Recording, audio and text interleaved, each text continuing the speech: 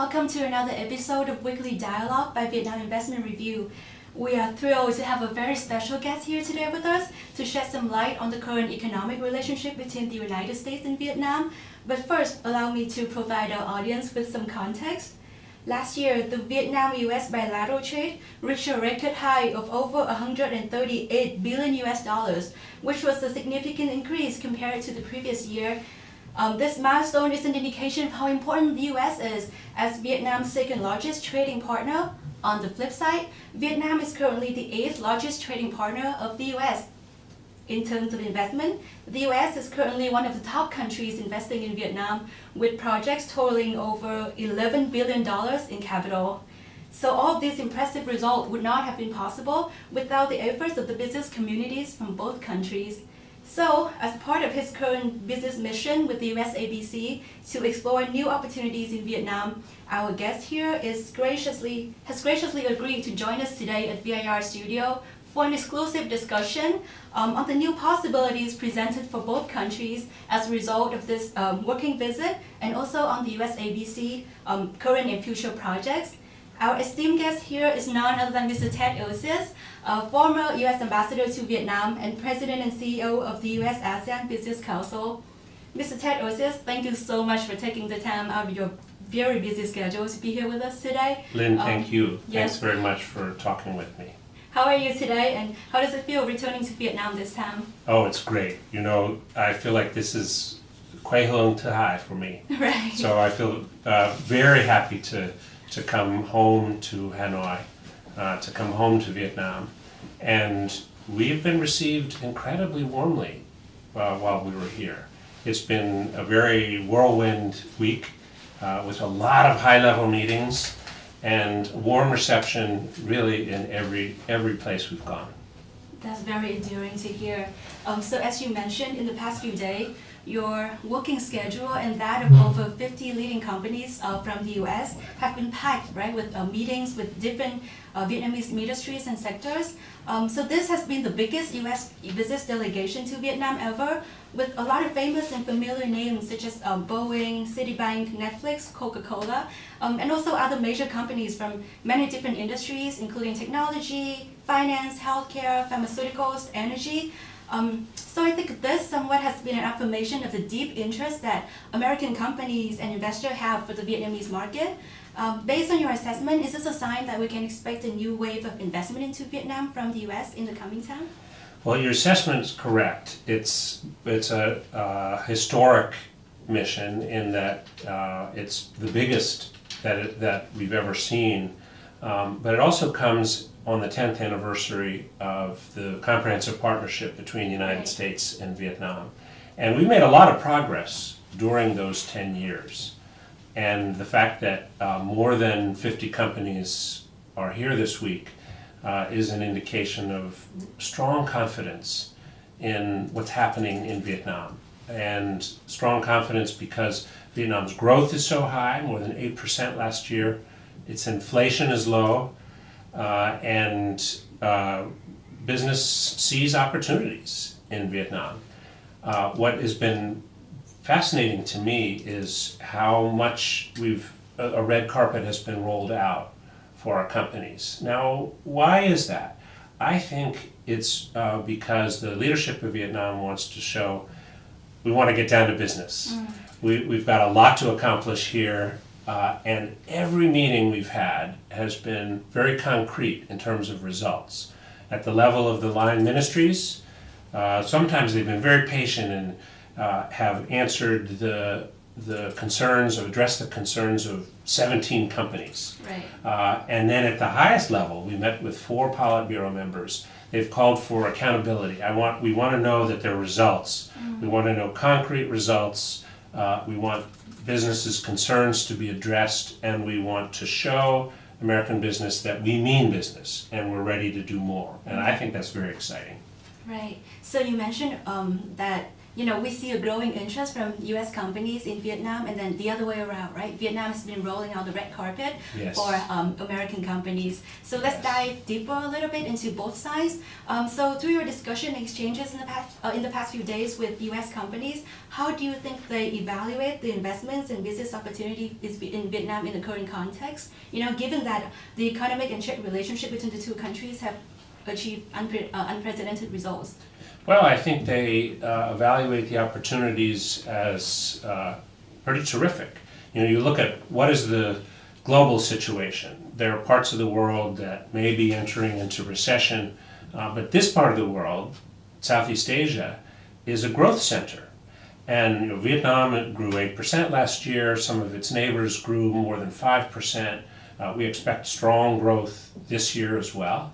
The opportunities are terrific. It's been interesting to me as someone who's watched Vietnam for a long time that even some of Vietnam's neighbors are saying, well, we have to compete with Vietnam. That's exciting. I think it's terrific. So the companies are looking for predictability. They're looking for their concerns to be addressed. For example, in the area of infrastructure, they want to make sure there's a steady supply of power. So they'd like to see a PDPA issued by the government. They'd like to know what the power plan is going forward. They want to know that their concerns are going to be addressed on the regulatory side. And the message of the government was, yes, we will address your concerns. We'll do it quickly. And we received not only verbal assurances, but here's the point of contact for follow-up. Here's whom you call if you have any problems. And if you have any problems, you can come directly to me, said the minister or said the Politburo member. So I see enormous growth potential and potential for further deepening of our economic ties. Right, let's dive a little deeper into the last part of your sharing over here. So you said that there are certain expectations from U.S. companies in terms of what Vietnam can do better. Yes. So can you share a little bit about your assessment of Vietnam's commitment, vision, and readiness, for the collaboration, and what can the Vietnamese government do better to prepare, for the coming investments? Well, the vision is pretty clear. We heard in almost every meeting a deep commitment to digital transformation, for example. And when you look at digital transformation, there's a lot still to be worked out on the regulatory side, but we established last year during Prime Minister Pham Minh Chin's visit to Washington, D.C. and to other parts of the United States, an MOU and a framework for fixing problems in the digital space so that our companies can help Vietnam achieve its digital aspirations. And we heard again and again high ambition for the digital economy. It's going to be 20% of GDP going forward. Then it's going to be 30%. I think these ambitious goals are possible. But let's work out the problems. Let's work together on the regulatory environment. This isn't easy. It hasn't been worked out, and most countries haven't worked out the rules of the road regarding the digital transformation. The United States hasn't worked it out.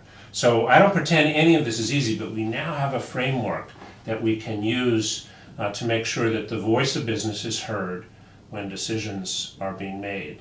There's, I think, a really powerful vision for the green transformation, for an energy transition in Vietnam.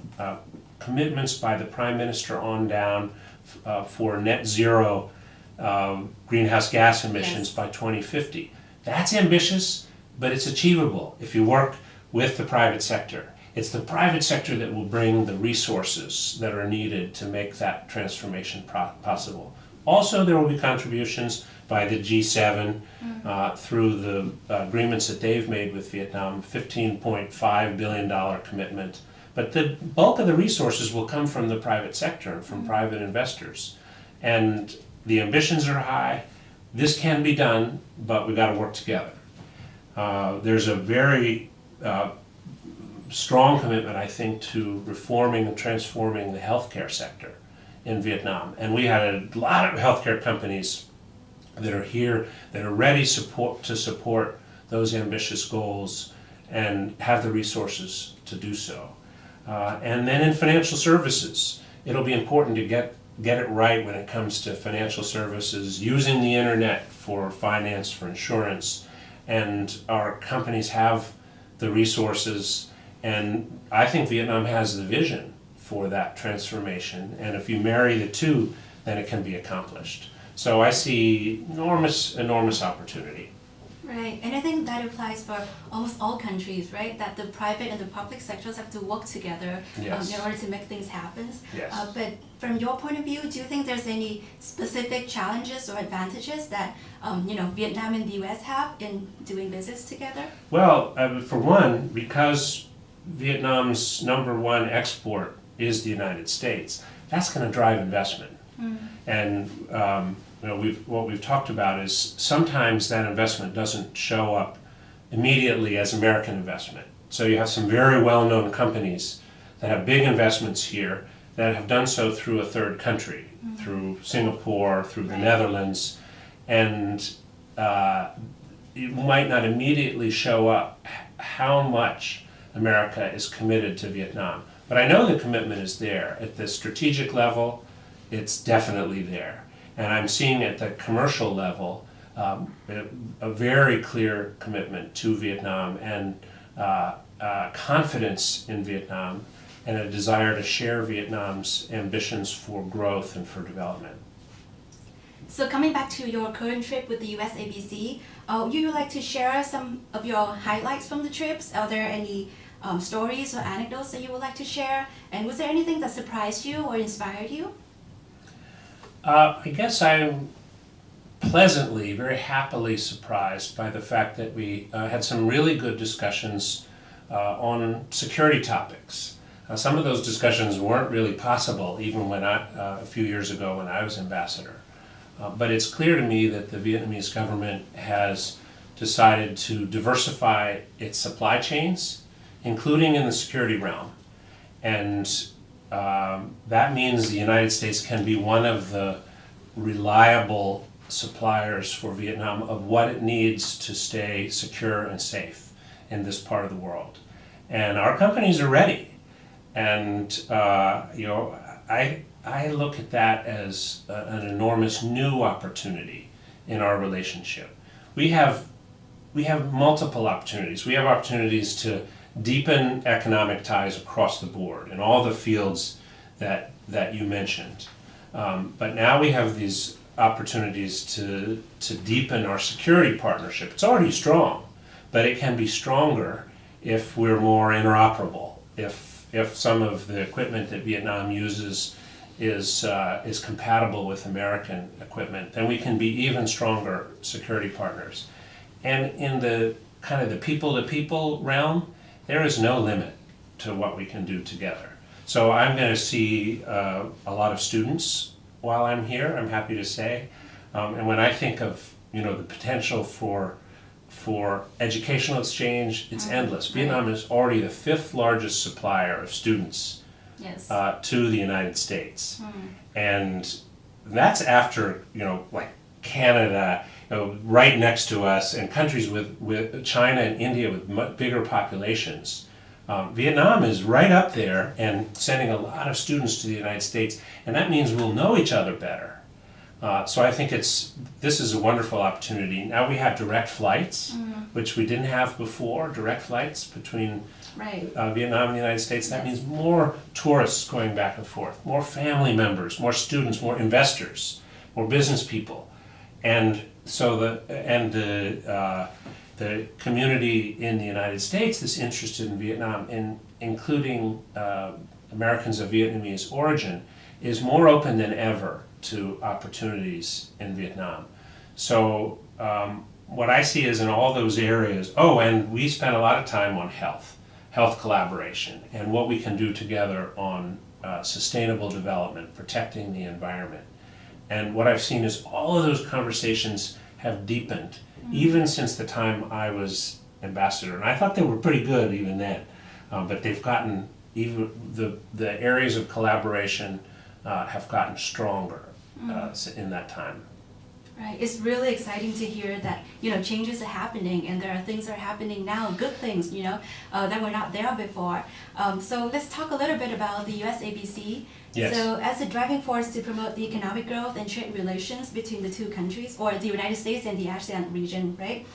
Can you share some of the USABC's current and future projects and initiatives aiming to encourage economic trade and investment cooperation between the two sides in the coming time?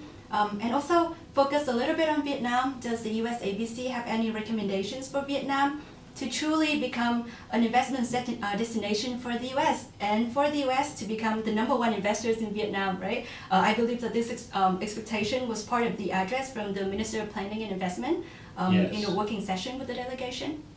Yes, well, again, the opportunities are tremendous. One of the things that's changed is, since I was here, there are actually now a lot of Vietnamese investors in the United States. So it's a two-way street. You look at Vingroup and VinFast USA investments in North Carolina and Right. Producing electronic vehicles in the United States. That's a new opportunity. You look at Sovico Holdings and Anfat. They're all investing in the United States. So suddenly the United States can look at Vietnam as a two-way investment partner, and that didn't happen before. I think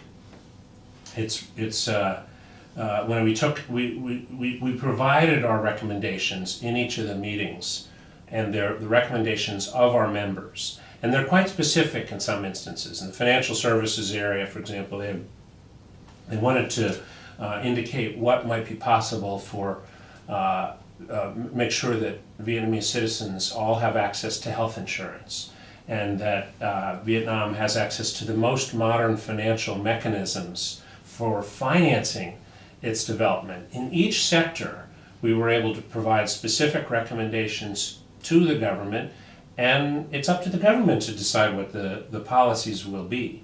But I think the government will hear our recommendations and make decisions about what to do going forward. We have enormous opportunities this year in particular.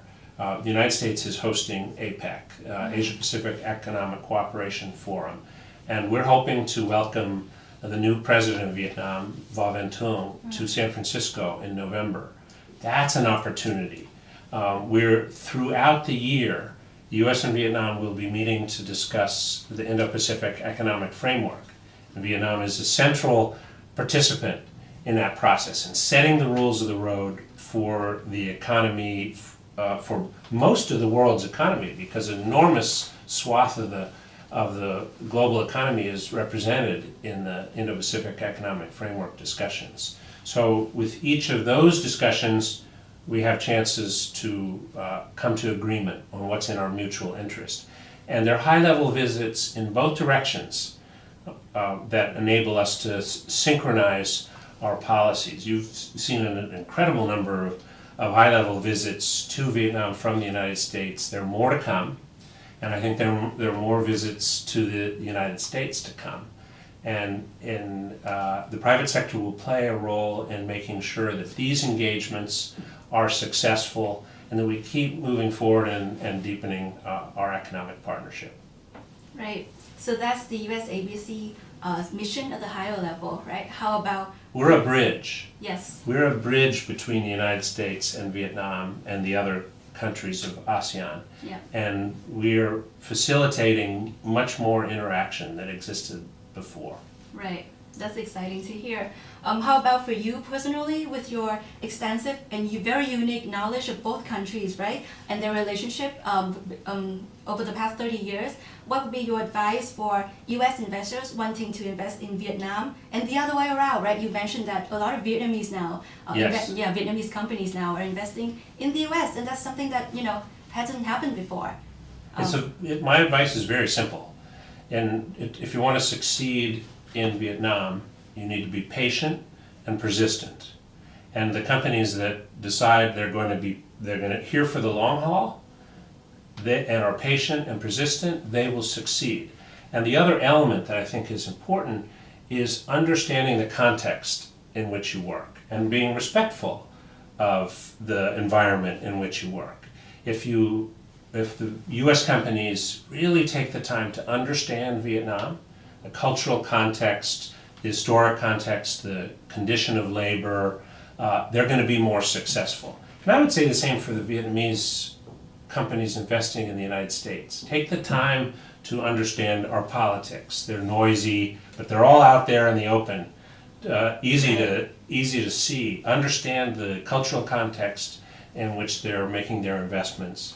And indications are that the Vietnamese companies investing in the United States are taking the time to do that and making the effort to understand what it is to do business in the United States. So patience, persistence, and understanding the context in which you're doing business. Right. And business missions like this are creating the opportunities for that to happen, right? For Yes. the two sides to understand each other more. Absolutely. And I heard that again and again from our members. Oh, I didn't understand that this was an obstacle before. Or, and I heard it from the Vietnamese government side. Oh, okay, we knew this was a concern, but you've just proposed something that might work in our context, in our political and cultural context. Okay, let's see what we can do together. And let's have a follow-up discussion to make sure we do it right. We heard that again and again this week. Right, that's really exciting. So there are ideas out there that in order to match the very fast and comprehensive development in the relationship between the two countries, and to attract even more FDI from US companies, we should prepare and encourage a new bilateral agreement for a deeper and wider cooperation between US and Vietnam. So what's your take on this? So I'm always interested in what's the substance of any agreement. You know, whatever you call a relationship, what are you actually doing together? And I outlined a little bit earlier that I think we can do more in the economic realm. I think we can do more in the security realm, and the sky's the limit when it comes to people-to-people ties. When you focus on things like health, human health, or the quality of the air that the children of Vietnam breathe, quality of the water that they drink, then you're getting right down to the people level, the family level. And when you focus your collaboration on those very productive realms of cooperation, where business is possible and where working together is possible, then you transform the relationship, whatever you call it. Right. So let's take a trip down the memory lane. As a person with a deep connection with Vietnam, right, you have served as, and correct me if I'm wrong, the political counselor at the U.S. Consulate General in Ho Chi Minh City, and then at the U.S. Embassy in Hanoi from 1997 to 2001, and then as the U.S. Ambassador to Vietnam from 2014 to 2017. So with your significant contributions to advancing the bilateral relationship, in your opinion, what are some of the major milestones in the Vietnam-US relationship, and especially this year, right, as the two countries are celebrating 10 years of comprehensive partnership? Yeah, well, I mean, there's a lot that's happened in those 30 years that I've been engaged with Vietnam. And it's been exciting to see all the progress in the relationship. But if I could pinpoint one moment that really elevated our relationship, it was the visit of General Secretary Nguyen Phu Trong. It was July 2015 that he came to the Oval Office, met with President Obama, and that exchange was historic. They doubled the time they were supposed to spend together, and the President of the United States said, we respect different political systems. And the General Secretary said, we respect different political systems. And there was an understanding that we can respect one another's values and one another's political systems, and we can work together in areas of mutual interest. And boom, we were off to the races from that moment on. So things that had been hard to move forward before that time became suddenly much simpler. So there was from that moment on, our security relationship deepened, and Vietnam began to do more with us than with any other country on earth in the security realm. We moved much more quickly on deepening economic ties from that point on. We already had a good understanding in the field of health and health collaboration, but it moved much faster after that point. Even so, recently, the United States established its regional center for health cooperation right here in Hanoi. We moved really significantly. We moved forward in the field of education. It was on it was during the visit of the General Secretary that Fulbright University was given its mandate to provide American-style education in Vietnam. And later on, we were able to establish the Peace Corps. But so many things that hadn't been areas of collaboration up to that point became areas of active collaboration between our two countries as a result of that very important visit.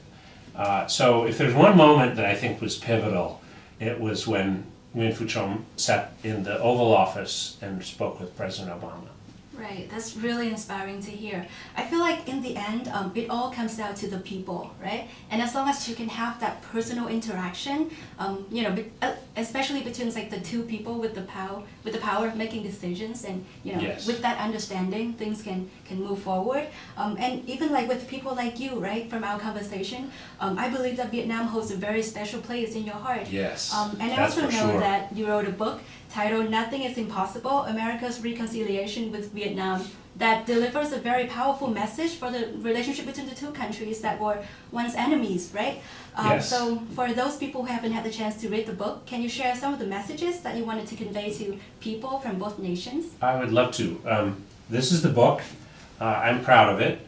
It tells the stories of the heroes who brought our relationship from one of enmity, two enemies, to a deep friendship. I think at this point we have a deep friendship. And that doesn't happen by accident. It's people who make that happen. The people in Vietnam who took great risks for the relationship, and people in the United States who took great risks for the relationship. It wasn't easy, but I think there's a deep lesson in those stories. It's fairly simple if you think about it. If you are able to show respect to other people, to another culture, another history, another language, if you can show respect, that enables the building of trust. And if you start to build trust, then you can do things together. And that builds more trust and more. And that leads to partnership.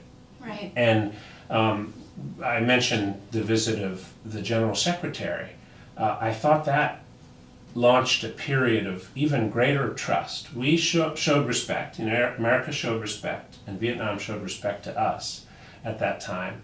And I tried the whole time I was ambassador to show my respect, and it's easy. I respect Vietnam's language and history and people and culture.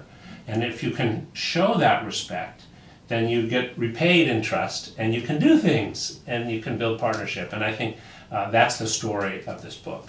Right. So it's a two-way relationship. Yes. Right? Yes. Yes. So I only have one last question.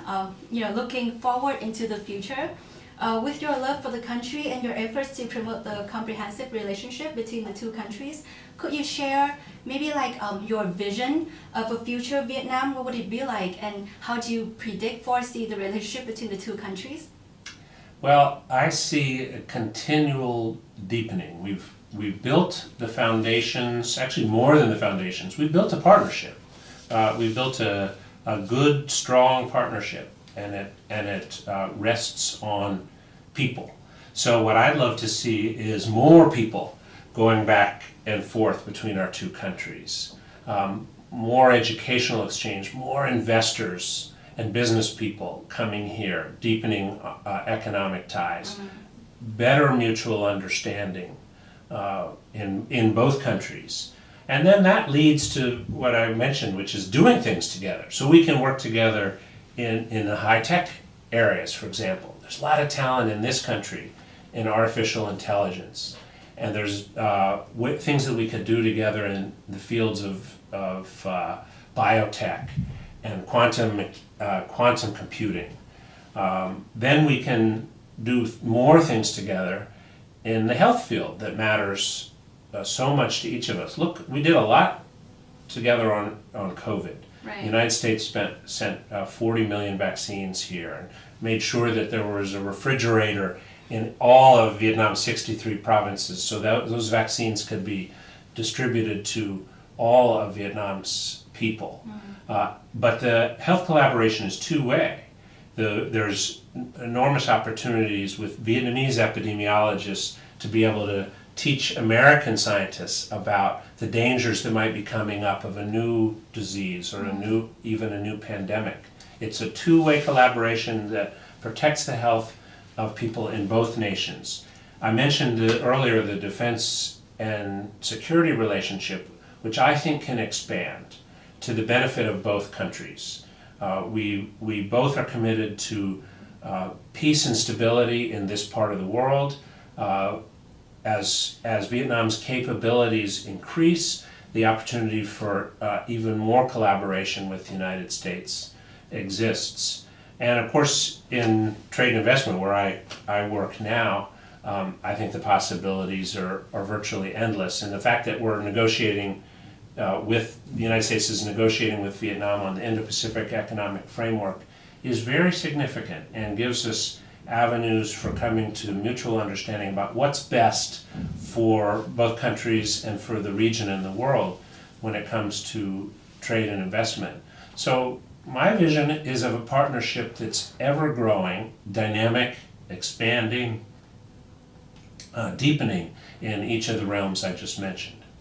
Thank you so much. So the possibilities are endless. Yes. And it's an ever-growing partnership relationship. And nothing is impossible. If you have trust and respect, nothing is impossible. Yes. Thank you so much. And I feel like that very meaningful note has wrapped up our discussion today. Mr. Ted Osius, it's been a pleasure hosting you today. We've learned that there's a growing interest across all different industries for American businesses to invest in Vietnam, and we're delighted to see that American businesses have confidence in the growth prospect of Vietnam. The presence of Mr. Ted Osius here and the American delegation today is a clear affirmation of that interest. And I think it's, like you mentioned, right, it's only rational to anticipate new ways of investments from US companies in the coming time. And Vietnamese companies and the countries as a whole are fully prepared to welcome American investors who will help upgrade our economy and enhance our national competitiveness, I hope. Yes. So once again, thank you so much, Mr. Ted Osius, for coming onto our show and for the meaningful discussion today. We wish you a lot of health and luck to continue to lead USABC to success.